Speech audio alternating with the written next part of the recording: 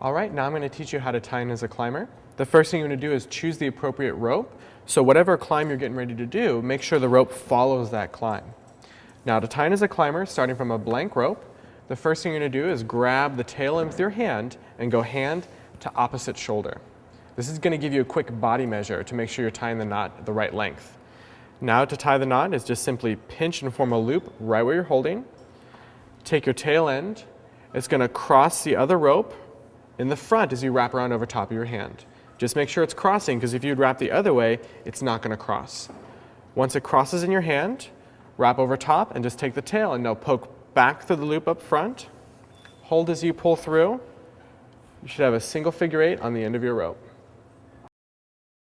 So once you have your single figure eight, you need to double check the tail length to make sure it's enough to even tie in with. So now the measure should go hand to center of the chest.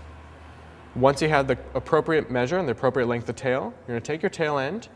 If you look at your harness, you got these two thick black belts right here. That's where the rope's going to connect. If you're going to take your tail end, if you look at your harness, you got these two thick black belts right here. Go through the lower leg belt, and then come up through the waist belt. Now if you notice on your harness, you're going through these actual individual loops right here. These are keeper loops. They keep the rope in center, prevent it from rubbing across the harness. Pull the figure eight. It basically wants to sit a fist from your harness. Now to tie the figure eight, all you have to do is you got a big side and a tight side.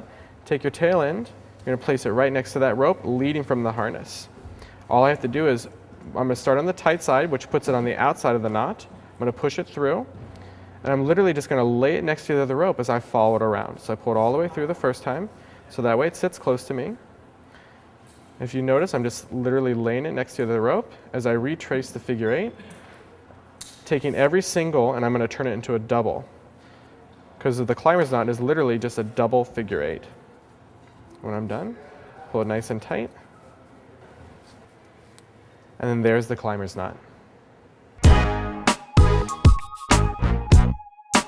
After you get done tying in, before you actually start climbing, you want to do all your safety checks. Now there's basically 5 safety checks on the entire climber system. The first check is to make sure that your harness is double backed.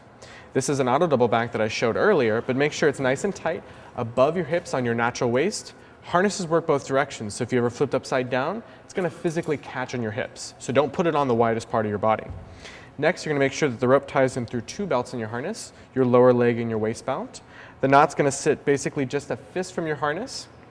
To check the climber's knot to make sure you tied it properly, there's basically, you're looking for 5 pairs.